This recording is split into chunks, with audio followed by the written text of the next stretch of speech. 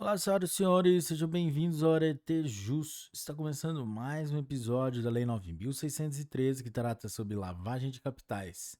Mas antes de começarmos, deixe sua inscrição. Vamos lá? Artigo 4A. A alienação antecipada para a preservação de valor de bens sob constrição será decretada pelo juiz, de ofício, a requerimento do Ministério Público ou por solicitação da parte interessada, mediante petição autônoma, que será autuada em apartado e cujos autos terão tramitação em separado em relação ao processo principal. Parágrafo 1º. O requerimento de alienação deverá conter a relação de todos os demais bens, com a descrição e a especificação de cada um deles, e informações sobre quem os detém e o local onde se encontra. Parágrafo 2º. O juiz determinará a avaliação dos bens, nos autos apartados, e intimará ao Ministério Público. Parágrafo 3º. Feita a avaliação e dirimidas eventuais divergências sobre o respectivo laudo, o juiz, por sentença, homologará o valor atribuído aos bens e determinará que sejam alienados em leilão ou pregão, preferencialmente eletrônico, pelo valor não inferior a 75% da avaliação. Parágrafo 4º. Realizado o leilão, a quantia apurada será depositada em conta judicial remunerada, adotando-se a seguinte disciplina. Inciso 1. Nos processos de competência da Justiça Federal e da Justiça do Distrito Federal. Alínea A. Os depósitos serão efetuados na Caixa Econômica Federal ou em instituição financeira pública, mediante documento adequado para essa finalidade. Alínea B. Os depósitos serão repassados pela Caixa Econômica Federal ou por outra instituição financeira pública para a conta única do Tesouro Nacional, independentemente de qualquer formalidade, no prazo de 24 horas. E, a linha C. Os valores devolvidos pela Caixa Econômica Federal ou por instituição financeira pública serão debitados à conta única do Tesouro Nacional em subconta de restituição. Inciso 2. Nos processos de competência da Justiça dos Estados. A linha A.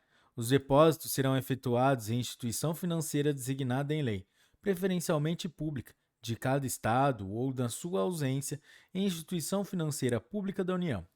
A linha B. Os depósitos serão repassados para a conta única de cada Estado, na forma da respectiva legislação. Parágrafo 5º. Mediante ordem da autoridade judicial, o valor do depósito, após o trânsito julgado da sentença proferida na ação penal, será: inciso 1. Em caso de sentença condenatória, nos processos de competência da Justiça Federal e da Justiça do Distrito Federal, incorporado definitivamente ao patrimônio da União, e, nos processos de competência da Justiça Estadual, incorporado ao patrimônio do Estado respectivo. Inciso 2. Em caso de sentença absolutória extintiva de punibilidade, colocada à disposição do réu pela instituição financeira, acrescido da remuneração da conta judicial. Parágrafo 6º. A instituição financeira depositária manterá o controle de valores depositados ou devolvidos. Parágrafo 7º. Serão deduzidos da quantia apurada no leilão todos os tributos e multas incidentes sobre o bem alienado, sem prejuízo de iniciativas que, no âmbito da competência de cada ente da federação, venham a desonerar bens sob constrição judicial daqueles ônus. Parágrafo 8º. Feito o depósito a que se refere o parágrafo 4º deste artigo, os autos da alienação serão apensados aos do processo principal. Parágrafo 9º. Terão apenas efeito devolutivo os recursos interpostos contra as decisões proferidas no curso do procedimento previsto neste artigo. Parágrafo 10. Sobrevindo o trânsito em julgado da sentença penal condenatória, o juiz decretará, em favor, conforme o caso, da União ou do Estado. Inciso 1. A perda dos valores depositados na conta remunerada e da fiança. Inciso 2. A perda dos bens não alienados antecipadamente e daqueles aos quais não foi dada a destinação prévia. Inciso 3. A perda dos bens não reclamados no prazo de 90 dias após o trânsito em julgado da sentença condenatória, ressalvado o direito de lesado ou de terceiro de boa-fé. Parágrafo 11. Os bens a que se referem os incisos 2 e 3 do parágrafo 10 deste artigo serão adjudicados ou levados a leilão, depositando o seu saldo na conta única do respectivo ente. Parágrafo 12. O juiz determinará ao registro público competente que emita documento de habilitação à circulação e utilização dos bens colocados sob o uso e custódia das entidades a que se refere o caput deste artigo. Parágrafo 13º. Parágrafo 13. Os recursos decorrentes da alienação antecipada de bens, direitos e valores oriundos de crime de tráfico ilícito de drogas e que tenham sido objeto de dissimulação e ocultação nos termos desta lei, permanecem submetidos à disciplina definida em lei específica. Artigo 4b. A ordem de prisão de pessoas ou as medidas assecuratórias de bens, direitos ou valores poderão ser suspensas pelo juiz, ouvido o Ministério Público, quando a sua execução imediata puder comprometer as investigações. Artigo 5º.